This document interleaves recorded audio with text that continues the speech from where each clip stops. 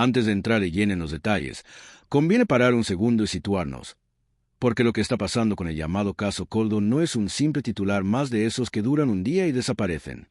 Estamos ante una historia que vuelve a estallar, que reaparece cuando muchos pensaban que ya estaba amortizada, y que lo hace con nuevos nombres, nuevas preguntas y una sensación cada vez más extendida de que el cerco político se va estrechando peligrosamente alrededor de Moncloa. Si te interesa entender qué hay detrás del ruido, porque este caso sigue vivo y qué implicaciones reales puede tener, te recomiendo que te suscribas ahora mismo al canal, porque aquí analizamos la actualidad política sin gritos, pero sin vendas en los ojos. El caso Koldo comenzó como empiezan muchas historias en la política española. Aparentemente pequeño, casi técnico, vinculado a contratos, comisiones y relaciones personales que, en teoría, no debían trascender demasiado. Pero como suele pasar, cuando empiezas a tirar del hilo, el ovillo no deja de crecer.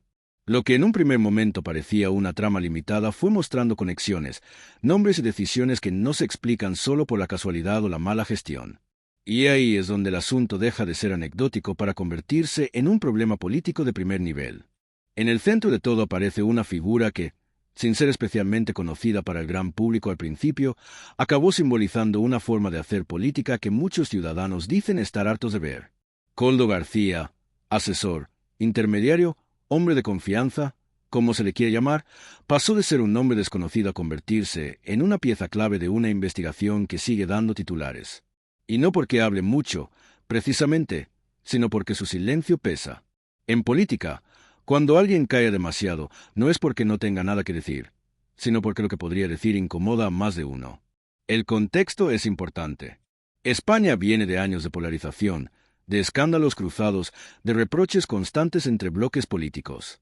En ese ambiente, cualquier caso de presunta corrupción no se analiza con calma, sino que se utiliza como arma arrojadiza.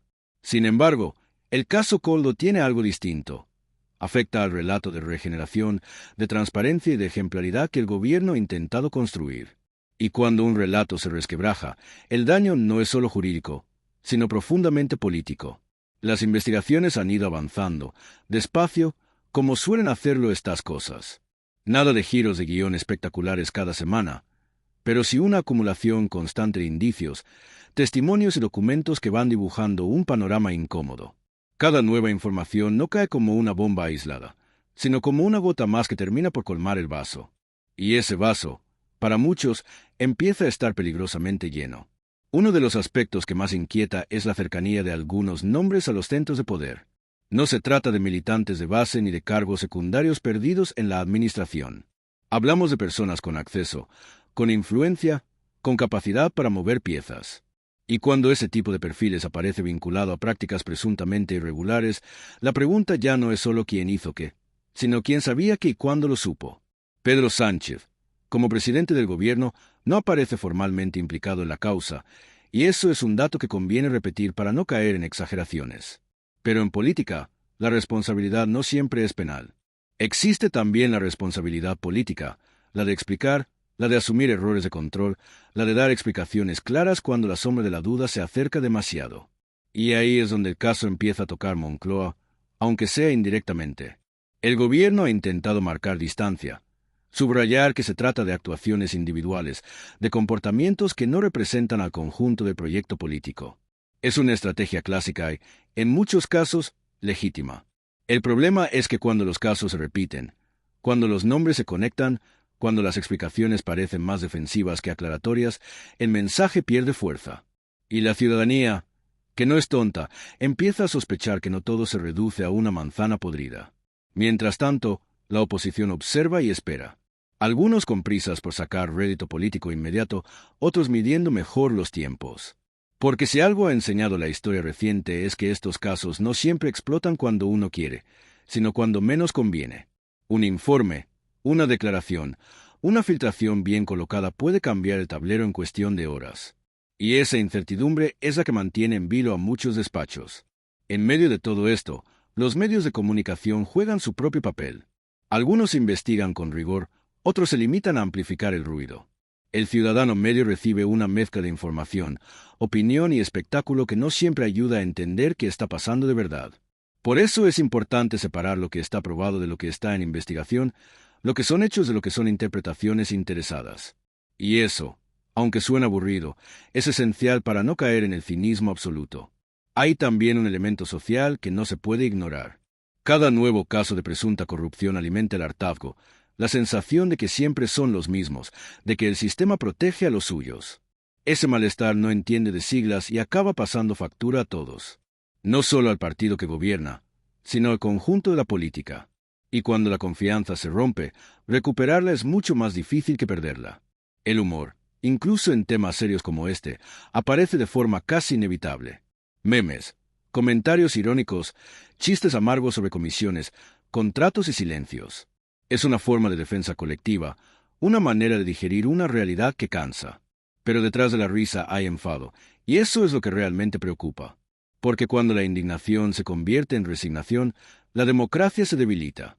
Llegados a este punto, conviene hacer otra pausa y recordar algo importante.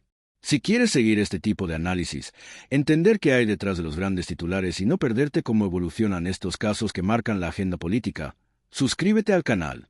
Aquí seguiremos desgranando lo que se sabe, lo que no se sabe y lo que algunos preferirían que no se supiera. Volviendo al caso, una de las claves está en lo que aún no ha salido. En las agendas, en los mensajes, en las conversaciones que forman parte de cualquier investigación compleja. No es una película de espías, pero tampoco un trámite administrativo sin más. Cada dato nuevo puede confirmar sospechas o desmontar teorías. Y esa espera genera nerviosismo, especialmente entre quienes saben que cualquier detalle puede tener consecuencias políticas importantes. Moncloa, mientras tanto, intenta mantener el control del relato. Comparecencias medidas, mensajes de calma, apelaciones a la presunción de inocencia. Todo correcto desde el punto de vista institucional. Pero la política no se mueve solo por lo correcto, sino por lo que la gente percibe. Y ahora mismo, la percepción es que hay demasiadas preguntas sin responder. La comparación con otros casos del pasado es inevitable. España ha vivido escándalos de corrupción de todo tipo y color. Algunos acabaron en condenas, otros se diluyeron con el tiempo. El problema es que cada nuevo caso se suma a una memoria colectiva ya cargada. No se analiza en vacío, sino en un contexto de desconfianza acumulada. Y eso multiplica el impacto. En este escenario, figuras como Koldo se convierten en símbolos, más allá de su papel concreto. Representan esa zona gris de la política donde se mezclan relaciones personales, favores, poder y dinero. Y mientras esa zona gris siga existiendo, los casos seguirán apareciendo, gobierne quien gobierne. El debate de fondo no es solo quién cae o quién resiste, sino que cambios reales se hacen para evitar que estas situaciones se repitan. Más controles, más transparencia, menos dependencia de intermediarios, menos opacidad. Suena bien, pero llevarlo a la práctica es otra historia. Y ahí es donde la política se examina de verdad, no en los discursos, sino en las reformas concretas. A medida que el caso avanza, el cerco mediático y político se estrecha. No necesariamente porque haya una implicación directa de las más altas instancias, sino porque el desgaste es constante. Cada día que pasa sin una explicación clara es un día en el que la sospecha gana terreno. Y en política, la sospecha es casi tan dañina como la certeza. Para terminar, conviene subrayar algo esencial. El caso Koldo no es solo una historia sobre una investigación concreta. Es un reflejo de un problema más amplio, la dificultad de erradicar prácticas que minan la confianza en las instituciones. Cómo se gestione este caso, qué explicaciones se den y qué medidas se tomen marcará no solo el futuro inmediato del gobierno, sino también la credibilidad del sistema político en su conjunto. Y ahora sí, cerramos con un último mensaje. Si has llegado hasta aquí, si te interesa entender la política sin consignas fáciles ni relatos prefabricados, suscríbete, deja tu opinión en los comentarios y participa en el debate. Porque la política no es solo cosa de políticos, es cosa de todos. Y entenderla es el primer paso para no resignarse a que nada cambie.